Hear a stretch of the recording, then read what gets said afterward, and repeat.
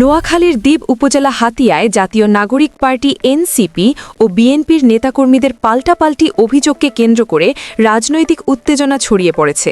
পৃথক ঘটনায় লাঠি মিছিল, প্রার্থীর গাড়িতে ইটপাটকেল নিক্ষেপ এবং নির্বাচনী কার্যালয়ে ভাঙচুরের অভিযোগ উঠেছে। শুক্রবার ৩০ জানুয়ারি রাতে উপজেলার ওছখালী শহরে এনসিপির একটি লাঠি মিছিল বের করা হয়। মিছিলটির নেতৃত্ব দেন দলটির সিনিয়র যুগ্ম মুখ্য সমন্বয়ক ও নোয়াখালী ৬ হাতিয়া আসনের ১১ দলীয় জোটের প্রার্থী আব্দুল হান্নান মাসুদ। এ সময় বিএনপির সাংগঠনিক সম্পাদক ও একই আসনের প্রার্থী মাহবুবুর রহমান শামীমের গাড়ি লক্ষ্য করে ইটপাটকেল নিক্ষেপ করা হয়েছে বলে অভিযোগ করা হয়েছে। এদিন তমরুদ্দি ইউনিয়নের তালতলা এলাকায় এনসিপির একটি নির্বাচনী কার্যালয়ে ভাঙচুরের ঘটনাও ঘটে। এতে দলের এক কর্মী আহত হয়েছেন বলে এনসিপির পক্ষ থেকে দাবি করা হয়েছে। এনসিপির প্রার্থী আব্দুল হান্নান মাসুদ অভিযোগ করে বলেন, তার জনপ্রিয়তায় ঈর্ষান্বিত হয়ে বিএনপির প্রার্থী পরিকল্পিতভাবে নির্বাচনী কার্যালয়ে হামলা চালিয়েছেন।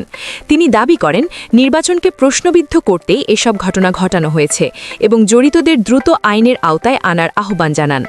অন্যদিকে বিএনপির প্রার্থী মাহবুবুর রহমান শামীমের প্রধান নির্বাচন এজেন্ট ও জেলা বিএনপির সদস্য মোহাম্মদ আলাউদ্দিন রনি পাল্টা অভিযোগ তুলে বলেন, এনসিপি হাতিয়ায় আওয়ামী লীগ পুনর্বাসনের চেষ্টা করছে।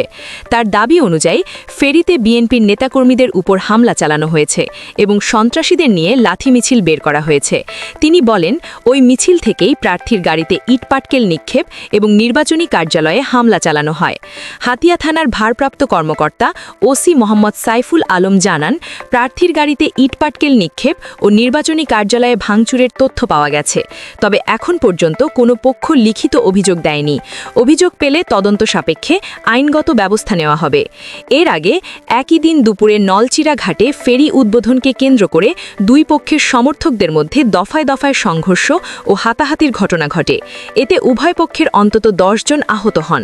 পরবর্তী সময়ে ওই ঘটনার রেশ ধরে উপজেলার বিভিন্ন এলাকায় উত্তেজনা ছড়িয়ে পড়ে। আপনি দেখছিলেন এনএলবি নিউজ। সাথে থাকার জন্য ধন্যবাদ। পরবর্তী আপডেট জানতে এখনই সাবস্ক্রাইব করুন আমাদের চ্যানেল। ধন্যবাদ।